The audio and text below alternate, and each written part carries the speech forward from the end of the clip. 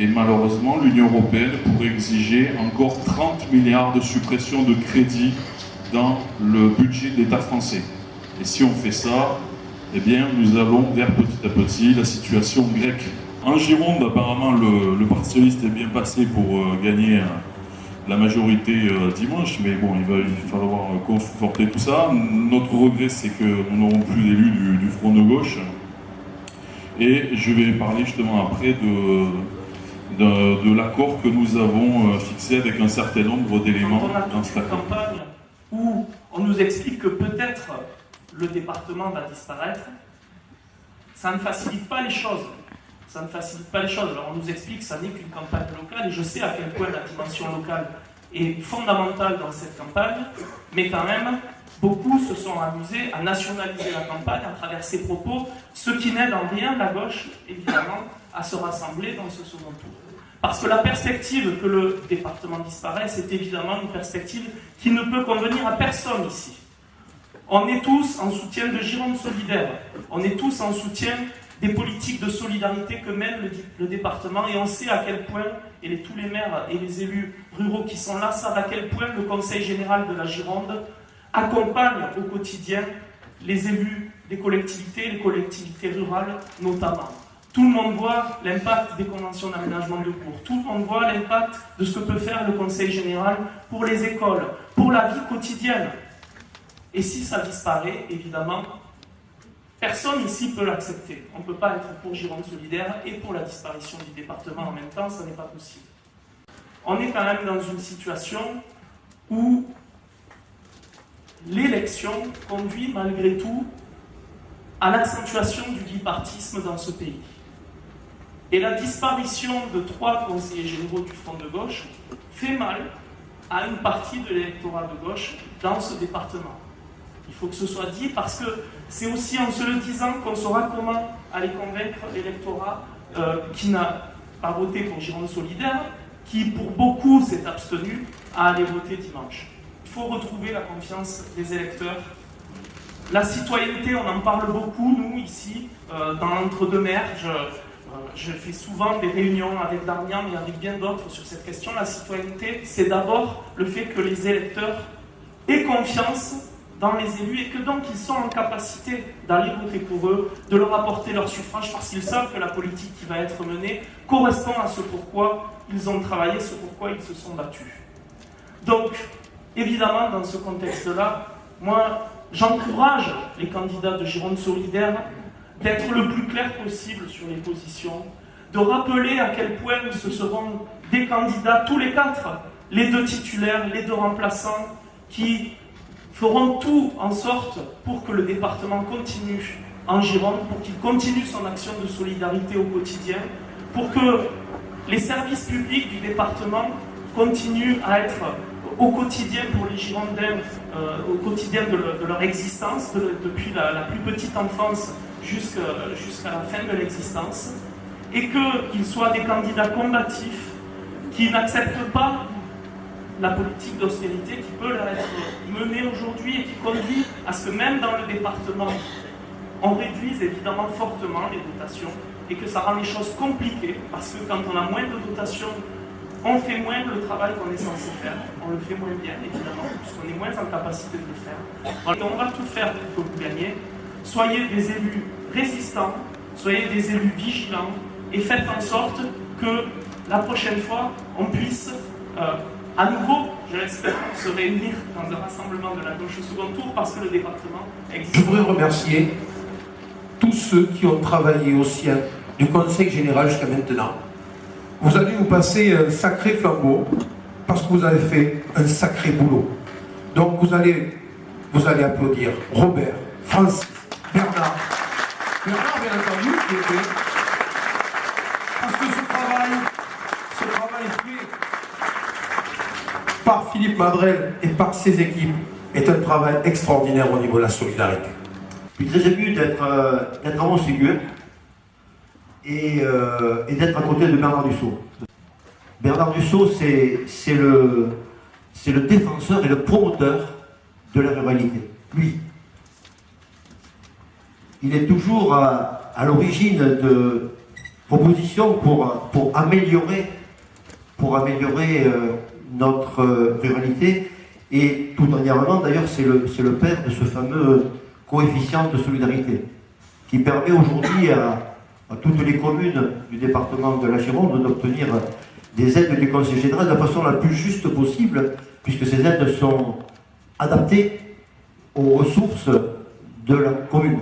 Il y a un curseur qui va de 0,5 à 1,5, qui est un coefficient qui est appliqué au taux normal.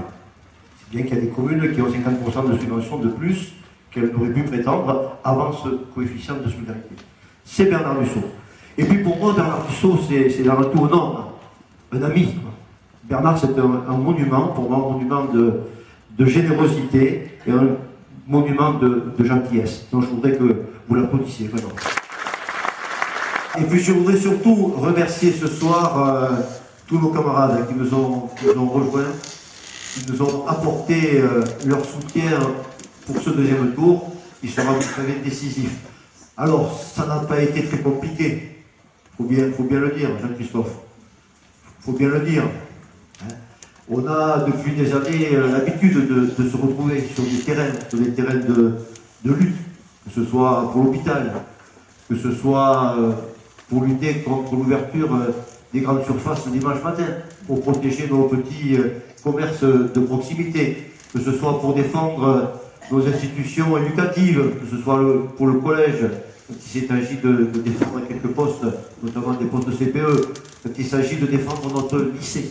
Donc on a en commun une pratique, on a des combats communs. Donc c'est tout naturellement que dès dimanche soir, on se retrouve ici, on a fêté le premier tour, et puis on a posé les conditions d'une négociation, d'une rencontre, d'une concertation qui a eu lieu donc lundi après-midi de façon très, très sincère et très claire, et qui a abouti donc à cet accord de désistement franc, net et précis. Et je crois qu'on peut les remercier.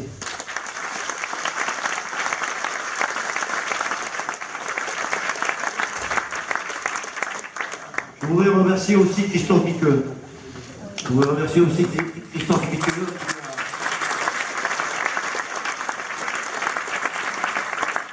qui nous a soutenus depuis toujours.